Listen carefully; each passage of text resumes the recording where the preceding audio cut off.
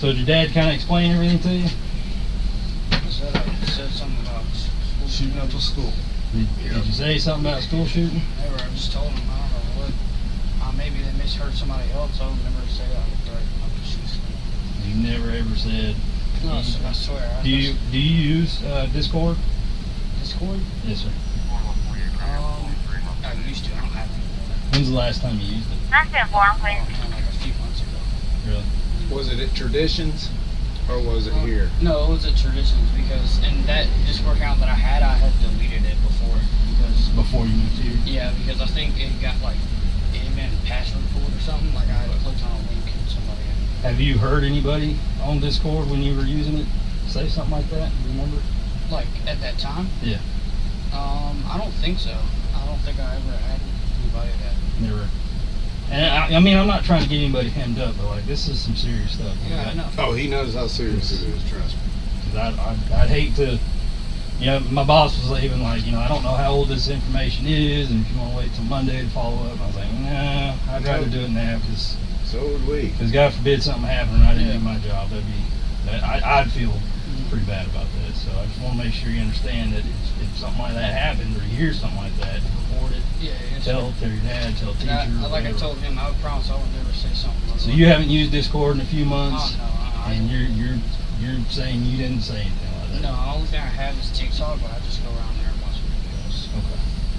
The investigation continues into the Georgia high school shooting. We are learning more about the suspected shooter's family and his past. Our team is standing by with the very latest. Jeff Harris joining us with how to tell if a young person is merely troubled or a legitimate threat to their community. But first, Ryan Smith joins us at the live desk with the latest arrest Ryan made in this case just hours ago. Breaking tonight, investigators just announcing the father of that accused school shooter, Colt Gray is his name. He was arrested, now facing several charges tied to yesterday's mass shooting. They include 4 counts of involuntary manslaughter and 2 counts of second-degree murder. Authorities now saying he purchased the AR-15 style weapon used in the killings as a Christmas present for his son. Less than 2 hours ago tonight, we received audio of when he was questioned by deputies last year about previous online threats. Take a listen. Do you have weapons in the house? I do. Are they accessible to him? They are. I mean, there's nothing loaded, but they are down. Okay. We do a lot of shooting. We do a lot of deer hunting. He shot his first deer this year. Yeah. Okay. So like I'm pretty much in shock, to be honest with you. Well, I'm a little pissed off, to be even really honest with you, if that is what was said. Investigators searched the family's home today, finding several documents. Now they believe the 14-year-old wrote referencing past school shootings. We're also told tonight Colt Gray, that suspect, had only been enrolled in that school district for about 2 weeks prior to the tragedy. Just hours from now, the alleged shooter expected to make his first court appearance at the county courthouse tomorrow. Well, he will be tried as an adult. For now, he's staying at a juvenile detention center. As of this hour tonight, still no clear motive.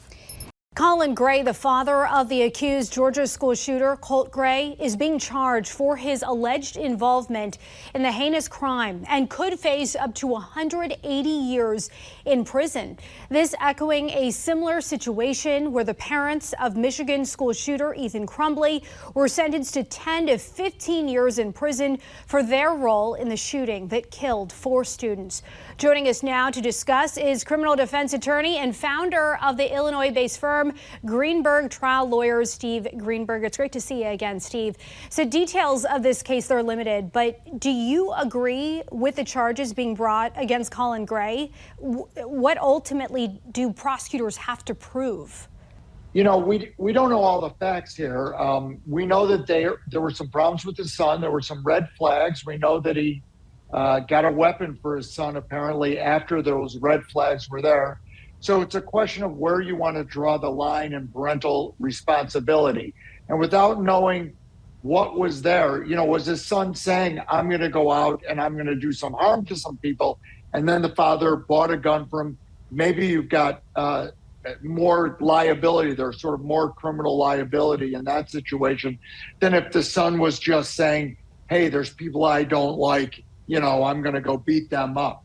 The problem I have with this is when you start criminalizing parenting, where are you going to stop? And then when you start criminalizing parenting, are you going to start criminalizing all of the decisions that people make? There are some similarities with a case in Michigan when the parents of a teen shooter were held partially to blame. You mentioned that responsibility aspect of this and the questions surrounding that. So do you think charging parents for their involvement in their child's crime will in any way act as a deterrent for acts of mass violence in schools? I don't think it's going to act as a deterrent because I think that it's such antisocial behavior that it's more of a mental health problem. I think it's a bigger question of why are people buying guns for 14-year-olds, and that's something that's a much larger issue where people think that that's something that they should be giving to their kids. You know, we had that situation in Chicago where there was a mass shooting and someone was buying a weapon for their child who was only 16 or 17 years old at the time. Why are people buying firearms for children that are that age?